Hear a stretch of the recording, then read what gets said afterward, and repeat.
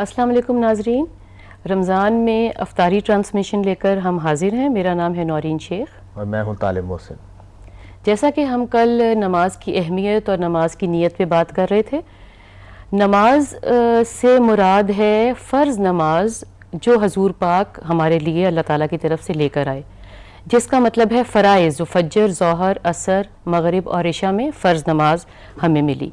इसके साथ साथ नफली इबादत भी हैं, नफली नमाज भी है, नफली रोज़ा भी है, तस्बीहात भी हैं। आज हम इस बारे में गुफ्तगू करेंगे कि आया नफली इबादत की फ़र्ज़ इबादत के साथ क्या सिग्निफिकेंस है।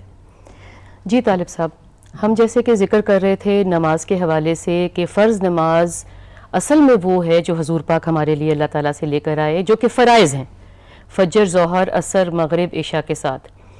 और नफली इबादत भी हम उसमें खुशू डालने के लिए या कोताहियाँ रह गई हैं उनको करने के लिए हम नफली इबादत हम करते हैं। मगर मैंने ये कई दफ़ा देखा है कि हम जैसे कि अब रमज़ान है तो हम क्या करते हैं कि फटाफट हम कहते हैं कि नमाज अदा कर लो, इशा की स्पेशली, कि तरावियाँ पढ़नी है। देखें, नफली इबादत की तो बहुत सिग्निफिकेंस है ज़िंदगी में, मगर आया फ़र्ज़ों को हम निगलेक्ट करके नफल तो नहीं अदा कर सकते ना। नफल का तो मतलब है कि फ़र्ज़ों में जो कोताही रह गई हो वो यहाँ इंशाअल्लाह अल्लाह ताला इसमें हमारा ऐड कर देगा और कमी कोताही पूरी हो जाएगी।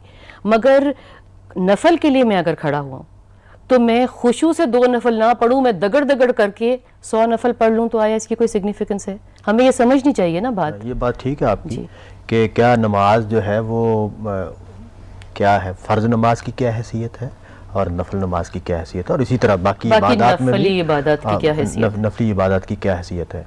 तो हम जैसे पिछले प्रोग्राम में बात कर रहे थे कि नमाज की दीन में क्या अहमियत है, नमाज किस मकसद के लिए फ़र्ज़ की गई है और नमाज के नताइज क्या निकलते हैं, इस पर हमने तफसील के साथ बात। अगर इसकी थोड़ी सी हम ये एक डेफिनेशन बना लें कि दीन जो है वो नमाज के गिर्द घूमता है, नमाज जो है वो हमारे गिर्द घूमती है, तो हमें नमाज के गिर्द घूमना चाहिए। और नमाज दीन का इहाता किए हुए है, बिल्कुल इहाता। नमाज दीन की हिफाजत की भी ज़ामिन है और दीन पर कायम रहने का भी ज़रिया है। ये दोनों बातें हैं जो नमाज के साथ।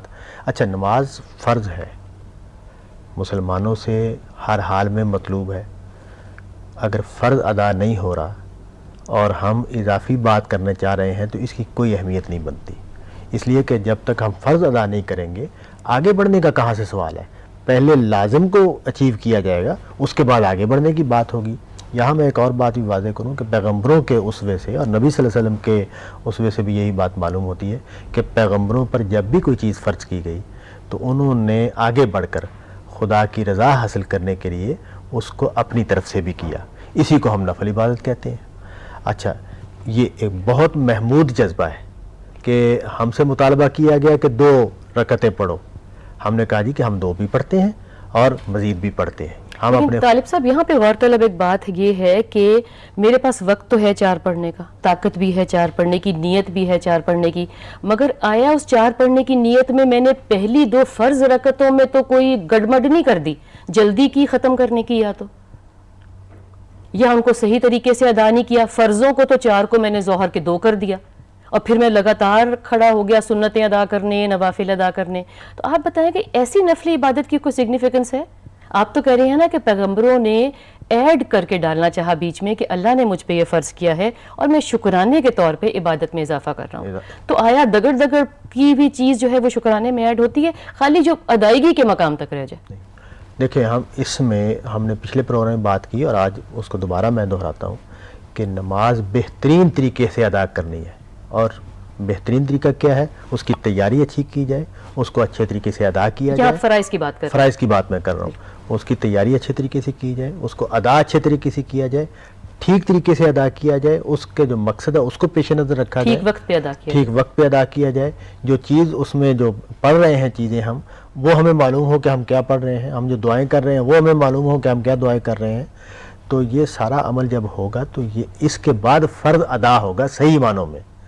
अगर ये इस सारे अमल में हम कोताहियाँ डाल देते हैं या इसको बस वैसे ही कर दिया, चलो अदा हो गया, जान छूट गई, और अब हम नफल की तरफ बढ़ रहे हैं या कुछ इस तरह के अमाल करने की तरफ बढ़ रहे हैं कि जो दीन में लाजिम नहीं किए गए थे हमारे ऊपर, तो असल में हमने क्या किया है कि हमने फ़र्ज में तो कोताही की है اور اس کے ہم مجرم بن گئے ہیں.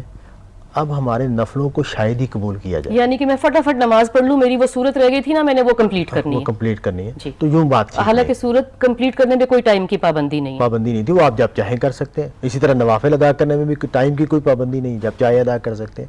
فرض جو ہے, فرض کو صحیح طریقے سے ادا کرنا یہ پہلے مطلوب ہے.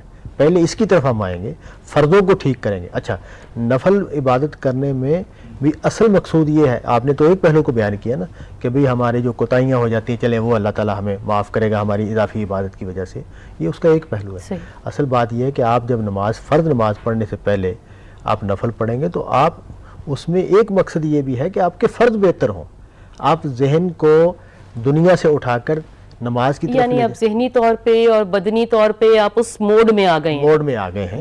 تو اس میں بھی نفل عبادت جو ہے کردار ادا کرتی ہے.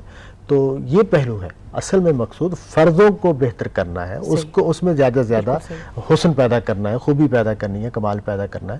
اور اگر وہ نہیں ہے اور ہم نفلی عبادت کو زیادہ کرنے کی کوشش کرتے ہیں تو اصل میں ہم نے سمجھا ہی نہیں بات کو کہ اچھا دین میں یہ بھی بڑی اہم بات ہے کہ جس چیز کی جو اہمیت ہے اس کو وہی اہمیت دی جائے. اگر ہم کسی کم اہمیت کی چیز کو زیادہ اہمیت دے دیں گے, زیادہ اہمیت کی چیز کو کم اہمیت دے دیں گے تو ہم اس کے مقصد کو فوت کر دیں گے, تو نتیجہ کوئی نہیں نکلے, نتیجہ نہیں نکلے. جیسے کہ یہاں بات کر لیتے ہیں تہجد کی یا تراویح کی نماز کی. لوگ چونکہ ہم بہت ذکر بھی کرتے ہیں اور اس کا ٹائم بھی ایسا ہے کہ ہر کسی کو نصیب نہیں ہوتا, یا ہماری ویسے ٹریننگ نہیں ہوئی ہوتی, لائف پیٹرن بھی بدل گیا ہے, بہت زیادہ بدل گیا. لیٹ نائٹ سویا, اور اس میں کبھی ہم اویل کرنے میں تہجد آسانی بھی ہو جاتی ہے, اور اس کے بعد ہم ذرا غم نہیں کھاتے کہ اگر ہم نے فجر نہ پڑھی, فجر قضا ہو گئی یا اچھے طریقے سے نہ پڑھی, اور پھر ہم کہتے ہیں جی میں بڑا تہجد گزار ہوں. آپ بتائیں کہ یہاں پہ یہ بات فٹ ہوتی ہے؟ یا بھاگ بھاگ کے ہم نے گھر میں نماز اس لیے ادا کر دی کہ بچوں کو بھی سیٹل کرنا ہے, سحری کا بھی انتظام کرنا ہے, باقی سارا کچھ بھی کرنا ہے, کہ میں اچھے سے مسجد میں جا کے تراویحاں ادا کروں گا. آپ بتائیں اس کی کوئی سگنیفیکنس ہے؟ اور پھر ایک اور بات, ہمارا خیال ہے کہ تراویحاں نہ ادا کریں تو روزہ ہی ہمارا کمپلیٹ نہیں ہوتا. اچھا, تراویح اور تہجد کو بھی تفصیل سے ذرا دیکھنا چاہیے کہ یہ ہے کیا. مگر ہے یہ نوافل, نفلی عبادت, نفلی عبادت ہے, یہ فرض عبادت نہیں ہے. اور اس میں امت کو کوئی غلط فہمی کبھی نہیں ہوئی, اسلاف بھی اسی کے قائل ہیں, آج بھی علماء یہی بات کہتے ہیں. اصل میں عوام میں کچھ باتیں پھیل جاتی ہیں. تو حضور پاک نے بھی, تو کہ تہجد حضور پاک پہ تو فرض تھی, مگر تراویح یا باقی نماز اگر لوگوں نے فالو کرنا چاہا تو آپ نے ان کو بڑے مطلب پراپرلی بتایا کہ یہ نوافل ہیں. نوافل جی, ان کو پڑھ کے تم فجر نہیں قضا کر سکتے. نہیں, اگر نوافل پڑھنے اس قیمت پر ہو رہے ہیں کہ فرض چھوٹ رہے ہیں تو پھر نوافل نہ پڑھے جائے تو بہتر ہے. میرا مطلب ہے سختی ہے نا اس بات پہ. جی, سختی ہے, پھر نوافل نہ پڑھے جائے تو بہتر ہے. فرض کو ٹھیک کرنا, فرض کو بہتر کرنا, فرضوں میں مستعدی کے ساتھ, تیاری کے ساتھ آنا, اس لیے کہ نوافل ہیں ہی فرضوں کی کمی کو پورا کرنے کے لیے. جی. اور پھر تہجد کی جو نماز ہے یہ نبی صلی اللہ علیہ وسلم پر فرض تھی, جیسے آپ بیان کر رہی ہیں. اور یہ عجیب بات ہے اور بڑی خوبصورت بات ہے کہ صحابہ کو معلوم تھا کہ نبی صلی اللہ علیہ وسلم پر یہ نماز فرض ہے, اور صحابہ نے حضور کی تقلید میں, حضور کے اسوہ کی پیروی کرتے ہوئے اس کو اختیار کیا, اور صحابہ کے بارے میں معلوم ہوتا ہے کہ وہ پڑھتے تھے. اور قرآن مجید نے اس کو پسند فرمایا اور یہ کہا کہ بھئی جب لوگ پڑھ رہے ہیں آپ کے صحابہ آپ کے ساتھ, تو ہمیں معلوم ہے کہ صحابہ کی دن میں مصروفیات ہیں, ان کے کام ہیں, اور آپ بھی تبلیغ کا کام کرتے ہیں, اور صورتحال جو درپیش ہے اس میں مسائل ہیں, تو ہم اس میں کمی کر رہے ہیں. حضور بہت پہلے اٹھتے تھے تو اس کو کہا کہ نہیں, اگر 1/3 رات میں بھی اٹھ جائے تو وہ بھی ٹھیک ہے. تو یہ تو اس کی حیثیت ہے, ایک نفل عبادت ہے جو نبی صلی اللہ علیہ وسلم پر فرض تھی. صحابہ نے حضور کی تقلید میں اس کو اختیار کیا, حضور کی محبت میں, حضور کی تقلید میں اس کو اختیار کیا, اور اس کو قرآن مجید میں اللہ تعالیٰ نے پسند فرمایا, اور امت میں بھی یہ اسی حیثیت سے قائم ہے, جاری ہے کہ یہ ایک افضل عبادت ہے. اس کی میں بات نہیں کر رہا کہ فرضوں کو چھوڑ کر, فرضوں کو کرتے ہوئے, فرضوں کو ادا کرتے ہوئے, فرض پہلے ہے. اچھا, نفلی عبادت آپ نے شروع کر دی. اب رمضان میں کیا ہوا ہے؟ اچھا, رمضان کے علاوہ بھی یہ مسئلہ ہے کہ جیسے آپ نے کہا کہ اب تو ہمارا خیر لائف پیٹرن ہی بدل گیا ہے, ایک نحوست ہے جو یہ ترقی ہوئی ہے اس کے نتیجے. اسی لیے تو رمضان میں ہمیں پریشانی بہت زیادہ ہوتی ہے کہ لائف پیٹرن بہت ہی زیادہ خراب ہو گیا ہے. طالب صاحب, گفتگو ہماری ابھی جاری ہے, مگر یہاں پہ وقت ہوا ہے ایک بریک کا. ناظرین, آپ سے ہم ملتے ہیں اب ایک بریک کے بعد.